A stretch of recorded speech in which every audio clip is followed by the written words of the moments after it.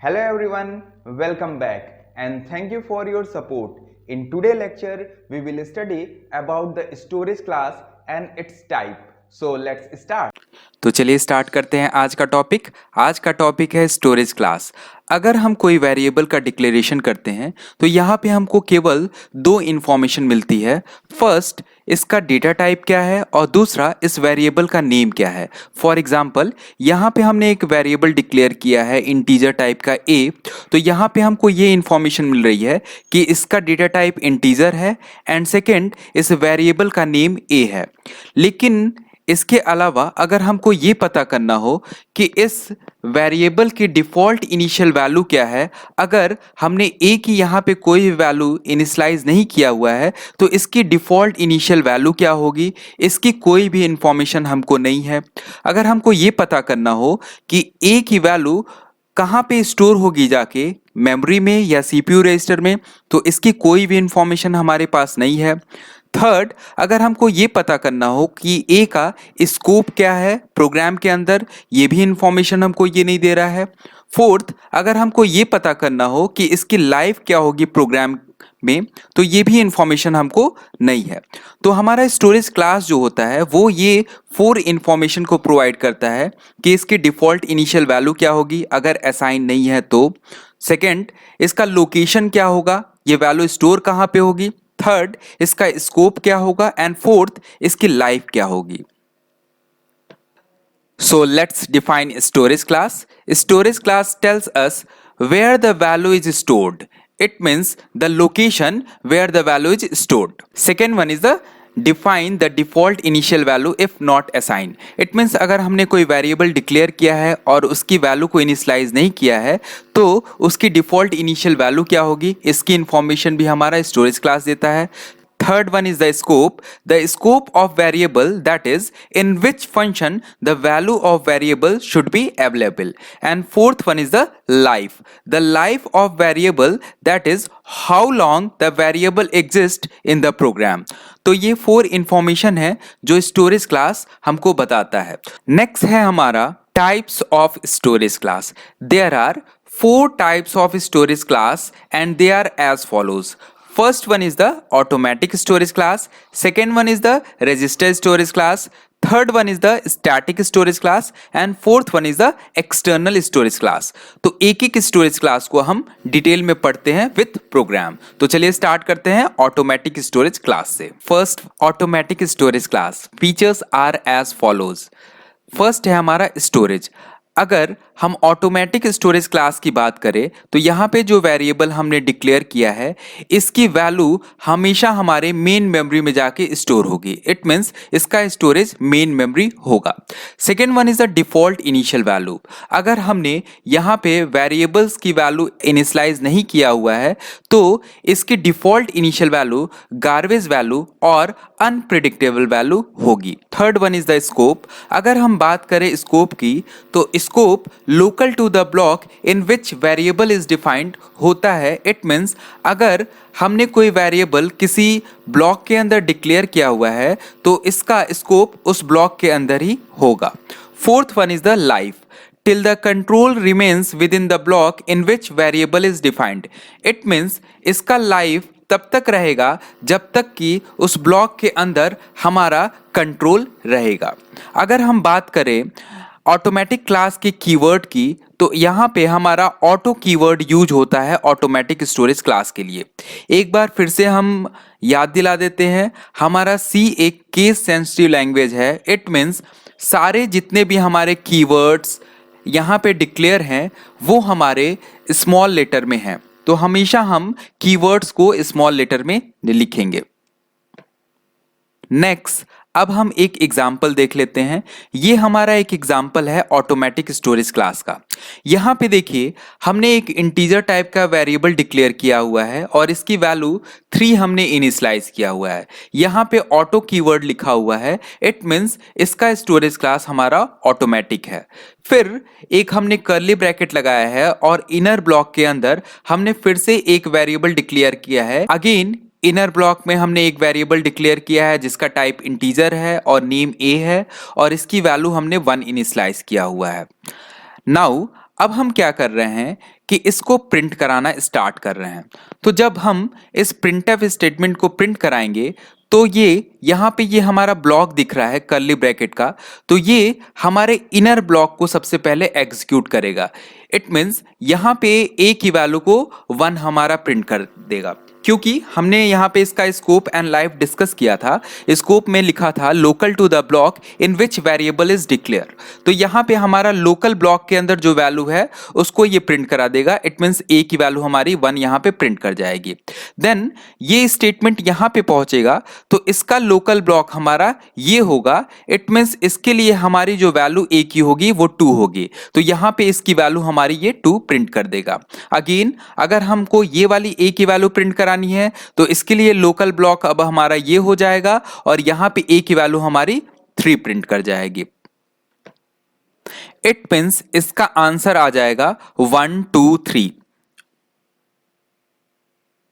यहाँ पे हमने ऑटो कीवर्ड लिखा हुआ है प्रोग्राम में। अगर हम यहाँ पे कीवर्ड को ना लिखे तब भी हमारा program as it is run करेगा। कंपाइलर सिचुएशन के अकॉर्डिंगली ऑटोमेटिक क्लास को एज्यूम कर लेता है। सेकेंड है हमारा register storage class. Features are as follows. First, storage. इसका स्टोरेज सीपीयू रजिस्टर होता है, इसको हम डिटेल में समझ लेते हैं। Second one is the register storage class. Features are as follows. First one is the storage. Register storage class का स्टोरेज सीपीयू रजिस्टर होता है। इसका रीजन ये है कि रजिस्टर स्टोरेज क्लास हमेशा लूपिंग स्टेटमेंट या फिर किसी भी रिपीटिशन ऑफ स्टेटमेंट जहाँ पे होता है वहाँ पे ये यूज होता है। सपोज करिए हमने कोई फॉर लूप, वाइल लूप या डू वाइल लूप का यूज किया है जहाँ पर हमारा एक लूप चल रहा है 1 से लेके 10 तक। वहाँ पे हमने एक वेरिएबल आई लिया है, आई की वैल्यू को 1 से लेके 10 तक हम एग्जीक्यूट करा रहे हैं, एक एक वैल्यू को इंक्रीमेंट कर रहे हैं। तो वहाँ पे आई की वैल्यू 1 2 3 10 तक हमारी प्रिंट करेगी। तो अगर इस वैल्यू को हमने मेमोरी के अंदर स्टोर कराया है तो वहाँ पे प्रोसेसर से बार बार हमारे डेटा को मेमोरी से सीपीयू रजिस्टर में, सीपीयू रजिस्टर से मेमोरी में ले जाना पड़ेगा एंड ले आना पड़ेगा। तो इस टाइम को सेव करने के लिए हम उस वैल्यू को मेमोरी के अंदर न स्टोर करके सीपीयू रजिस्टर के अंदर स्टोर कर देते हैं। इससे हमारा टाइम भी सेव होता है। Second one is the default initial value. इसकी default initial value garbage value और अनप्रिडिक्टेबल वैल्यू होती है। Third one is the scope, local to the block in which variable is defined. Fourth one is the life, till the control remains within the block in which variable is defined। and register keyword use होता है register storage class के लिए। Next, example of register storage class. यहाँ पे देखिए एक हमने loop का प्रोग्राम बना रखा है। ये लूप हमारा 0 से 9 तक चल रहा है। इट मीन्स जब हम इस लूप को रन कराएंगे तो ये 0 से 9 तक की वैल्यू को प्रिंट कर देगा। यहाँ पे देखिए जो हमने वेरिएबल डिक्लेयर किया हुआ है इंटीजर टाइप का आई, इसको हमने रजिस्टर लिखा हुआ है। इट मीन्स इसका storage class register storage class है। तो यहाँ पे जब ये लूप हमारा चलना स्टार्ट करेगा तो ये 0 से 9 तक चलेगा एंड इसकी वैल्यू 0 से 9 तक प्रिंट कर देगी। तो यहाँ पे लूप का रिपीटिशन हो रहा है, इसलिए हमने इसको रजिस्टर स्टोरेज क्लास लिया हुआ है। थर्ड है static storage class. Features are as follows. First one is the storage. इसका स्टोरेज मेमोरी होता है। इट मीन्स मेन मेमोरी के अंदर ये वैल्यू स्टोर होती है। Second one is the default initial value. इसकी डिफॉल्ट इनिशियल वैल्यू 0 होती है। Third one is the scope, local to the block in which variable is defined. Fourth one is the life, value of variable persist between different function call. यहाँ पे देखिए यहाँ पे हमारी value persist करेगी अगर हम डिफरेंट फंक्शन कॉल का यूज कर रहे हैं। तो जब हम प्रोग्राम को समझेंगे तो इसको डिटेल में हम देखेंगे। नेक्स्ट वन, स्टैटिक कीवर्ड हमारा स्टैटिक स्टोरेज क्लास के लिए यूज होता है। Example of static storage class. यहाँ पे हमने देखिए स्टैटिक स्टोरेज क्लास का एक एग्जाम्पल दे रखा है, प्रोग्राम दे रखा है। इसमें हमने इंक्रीमेंट नाम का फंक्शन 3 टाइम कॉल किया हुआ है, increment semicolon and increment semicolon. इसके बाद देन यहाँ पे इंक्रीमेंट नाम का फंक्शन जो हमने बनाया था उसको डिफाइन किया है। तो यहाँ पे हमने एक इंटीजर टाइप का वेरिएबल ए लिया है, इसकी वैल्यू को 1 इनिशियलाइज कर दिया है और इसका स्टोरेज क्लास हमने स्टैटिक लिखा है। देन हमने ए की वैल्यू को प्रिंट कराया है, उसके बाद हमने ए की वैल्यू को 1 से ऐड करके इंक्रीमेंट कर दिया है। तो चलिए अब हम प्रोग्राम को रन करके देख लेते हैं। सबसे पहले ये इंक्रीमेंट वाला फंक्शन कॉल होगा तो हमारा कंट्रोल यहाँ आ जाएगा। देन उसके बाद ए वाली वैल्यू हमारी यहाँ पे प्रिंट हो रही है तो ए की वैल्यू 1 यहाँ पे प्रिंट हो जाएगी। इसके बाद ये ए की वैल्यू को एक इंक्रीमेंट कर देगा, वैल्यू हमारी 2 हो जाएगी। नेक्स्ट अगेन हमारा सेकेंड वाला इंक्रीमेंट वाला फंक्शन कॉल होगा, अगेन कंट्रोल हमारा यहाँ पे आएगा। अब यहाँ पे जैसे ही आएगा तो हमने देखिए यहाँ पे लाइव पे लिखवाया था कि इसकी वैल्यू परसिस्ट करती है डिफरेंट फंक्शन कॉल में। इट मीन्स जो हमारी वैल्यू इंक्रीमेंटेड थे 2 वो यहाँ पे अब प्रिंट हो जाएगी, वैल्यू यहाँ पे ए की 2 प्रिंट हो जाएगी। अगेन इसकी वैल्यू 3 हो जाएगी और थर्ड जब हमारा इंक्रीमेंट नाम का फंक्शन कॉल होगा तो यहाँ पे अगेन कंट्रोल आएगा और इसकी वैल्यू 3 प्रिंट हो जाएगी। तो इसका आंसर आ जाएगा 1 2 3।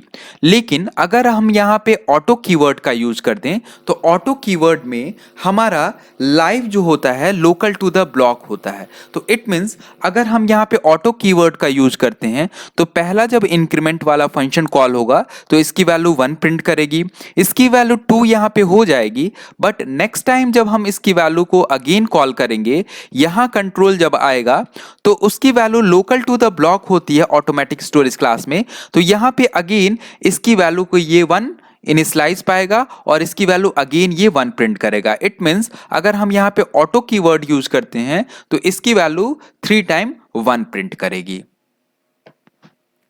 Fourth one is the external storage class. Features are as follows. Storage, इसका स्टोरेज मेन मेमोरी और मेमोरी होता है। डिफॉल्ट इनिशियल वैल्यू इसकी 0 होती है। अगर हम स्कोप की बात करें तो इसका स्कोप ग्लोबल होता है। Fourth one is the life, as far as the program execution come to an end, या फिर जब तक कि हमारा कोई भी प्रोग्राम है वो स्टॉप नहीं होता है तब तक इसका लाइफ हमारा एग्जिस्ट करेगा। इसके लिए हम एक्सटर्न कीवर्ड का यूज करते हैं। नेक्स्ट इसको हम एक एग्जाम्पल के थ्रू समझ लेते हैं। यहाँ पे देखिए एक हमने प्रोग्राम बनाया है। इस प्रोग्राम में हमने एक इंटीजर टाइप का एक वेरिएबल ए ले रखा है और इसकी वैल्यू को 10 से इनिशियलाइज किया है। देन यहाँ पे ए की वैल्यू को हम प्रिंट करा रहे हैं तो यहाँ पे ए की वैल्यू एज इट इज 10 हमारी प्रिंट कर जाएगी। इसके बाद ABC नाम का एक फंक्शन यहाँ पे कॉल किया गया है तो कंट्रोल हमारा ABC नाम के फंक्शन पे आ जाएगा। ABC फंक्शन के अंदर हमने एक वैल्यू को प्रिंट कराया है तो यहाँ पे a वेरिएबल की वैल्यू इस लोकल ABC जो फंक्शन हमने डिफाइन किया है इसके अंदर इनिशियलाइज या फिर डिक्लेयर नहीं है। तो नेक्स्ट अब होगा क्या कि इस ब्लॉक के अंदर अगर a की वैल्यू इनिशियलाइज नहीं है या डिक्लेयर नहीं है तो ये इसकी वैल्यू को सर्च करेगा ग्लोबल में।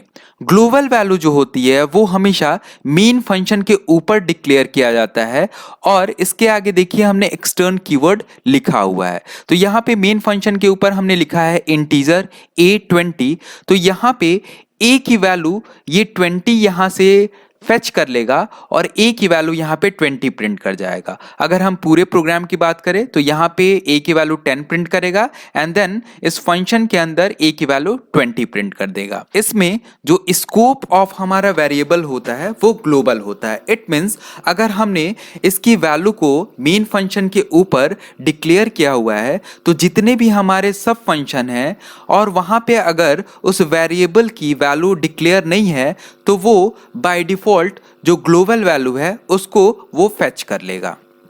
तो आज के लिए इतना ही। नेक्स्ट लेक्चर में हम लोग पढ़ेंगे फंक्शन के बारे में। तो अगर आपने अब तक मेरा चैनल सब्सक्राइब नहीं किया है then please subscribe it, like, comment and share my videos. Thank you.